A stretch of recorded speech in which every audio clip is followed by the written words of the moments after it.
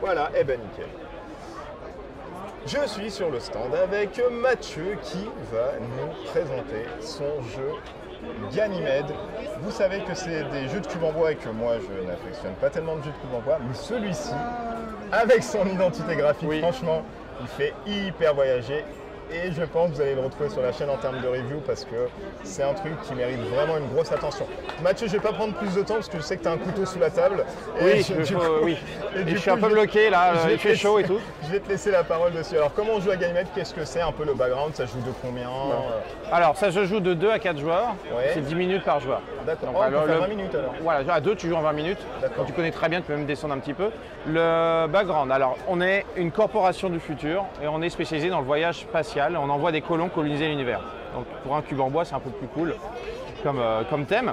Donc en fait on a un plateau en début de partie qui représente un petit peu le voyage de nos colons.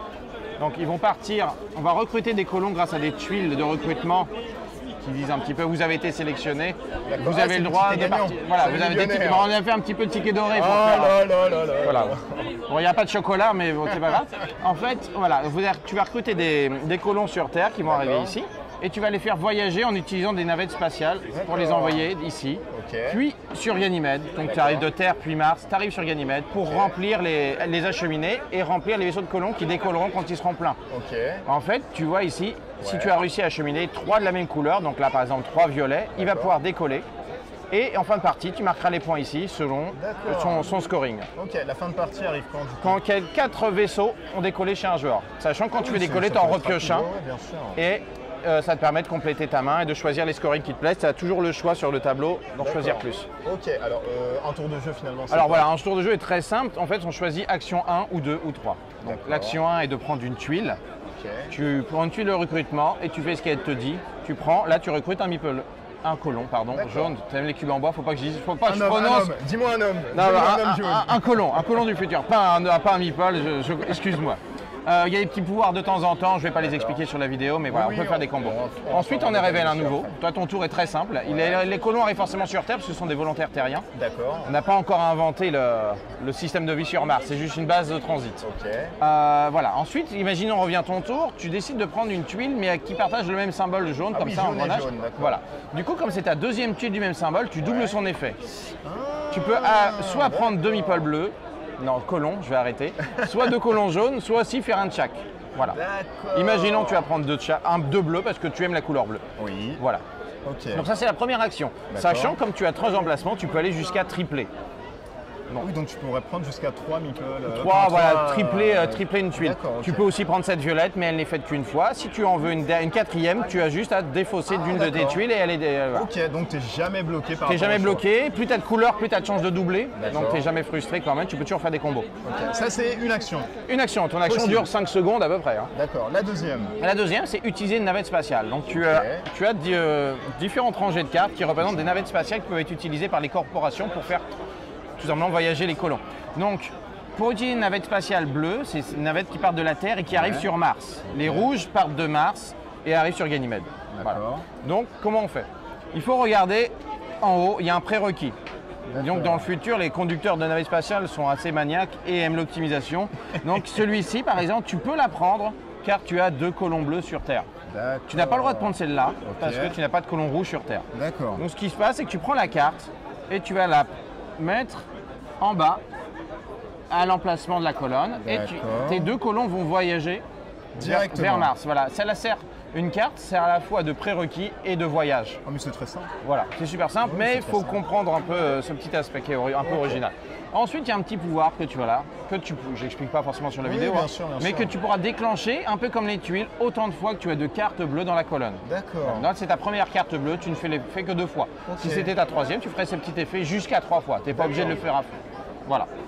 Du coup, ainsi de suite, on fait la même chose avec les navettes rouges. Par exemple, si tu étais comme ça, tu pourrais prendre celle-ci. D'accord. Et en prenant celle-ci, tu la mets comme ça. Et tu les transfères sur Ganymède. Tu as tout à fait le droit de diviser parce qu'ils arrivent dans le même lieu. Il y a tout simplement 2 bases de lancement dans la même station spatiale. D'accord. Voilà. Et c'est comme ça que mécaniquement, on arrive à remplir les vaisseaux. Ok. Et évidemment, et à faire des combos qui nous arrangent et pour marquer le plus de points possible. Sachant que les vaisseaux de colons ont plein de scoring différents qui permettent de rejouer une grosse rejouabilité. Si j'ai 5 mecs ici et alors si par exemple tu as 5 personnes, ils n'arrivent pas à avoir les mêmes si tu as 5 conditions, personnes ici que tu veux en acheminer un, c'est pas possible. Tu peux prendre une carte, malheureusement c'est une file d'attente et ils sont perdus dans l'espace, il y a eu un problème. Ou il peut faire d'autres fonctions comme, je ne sais pas, de l'entretien, mais en tout cas on lui a menti, il a eu un ticket et il n'a pas le droit de finalement... Il a fini dans la soute. Voilà, c'est ça, il a fini dans la soute et peut-être qu'on le reverra dans une autre aventure, on ne sait pas. Voilà, grosso modo c'est à peu près bon. La troisième action est une action un peu de flexibilité et de liberté qui permet de défausser des tuiles qu'on avait devant nous pour déclencher des petits effets de jeu qui sont les effets des navettes. Gagner des meeples, mais quand c'est blanc c'est au choix. En transférer un, une sorte de transfert un peu comme dans Star Trek, tu es transféré, ou une catapulte du futur, comme tu as envie. Voilà, ça permet si tu n'as pas la navette de changer, de t'adapter au coup selon les cartes. Tout de suite de faire une combo après derrière. Tu as aussi ce petit cercle autour du colon, c'est lui faire changer de métier. Donc tu peux faire changer de métier n'importe où sur le bateau pour toujours te réadapter au coup des cartes. Voilà, tu as aussi augmenté la réputation de ta corporation, qui est une autre façon de marquer des points dans le jeu. Des points de victoire. Voilà, grosso modo c'est ça. On joue jusqu'à ce que 4 vaisseaux aient décollé. Tous les joueurs jouent le même nombre de tours et on compte les points à la fin de la partie. D'accord. Les illustrations sont juste géniales. Qui est Alors c'est Oliver Moutou, c'est son premier jeu. Et du coup, on savait qu'il était très bon dans le style low polygone. C'est vachement bien, ça fait penser à Flashback sur Mega Drive. C'est le style avec du low polygone, voilà, on essaie de faire des formes avec des formes géométriques, voilà, c'est ça. C'est vachement génial. On s'est dit que ça marchait bien avec le thème de l'espace parce qu'il y a toujours un petit côté carré dans l'espace, le côté technologique va bien avec ça. Donc on est assez content du résultat. Là, vous verrez toute la diversité sur les cartes destination, les planètes où on arrive et on essaie de faire des ambiances différentes. Là, on a une girafe de 20 mètres de haut, mais des fois, c'est un gros taureau, etc. Voilà, ici on a de la lave mais violette. On essaie de faire des choses un peu sympas. Non, c'est vraiment bien traité. C'est déjà sorti Alors, on en a quelques-uns en vente sur Paris Ludique, mais ça sort le 6 juillet en boutique. Donc dans 15 jours.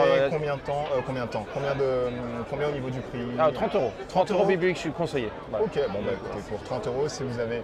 Oui, il y a pas mal de cartes, pas mal de colons. Voilà. Tuer des gens dans l'espace et surtout voyager dans d'autres terres qui sont moins sinistres que la nôtre actuellement, eh bien, vous pouvez partir avec Ganymede, qui est ma foi, un jeu qui me donne envie de jouer, et ce qui est très très dur, parce que les jeux de cubes en bois, c'est bien. Moi, on essaie de mettre un peu plus de thème. Il y a un peu plus de règles qu'un jeu carré, mais on voulait mettre un peu plus d'aventure dedans, donc ça se ressent. C'est pour ça. Voilà. Écoute, merci infiniment, et puis bon courage pour Ganymede, et puis essentiellement peut-être des futures extensions, qui sait, dans un futur proche. Ça marche peut-être. Merci beaucoup. Ciao. Salut Mousse.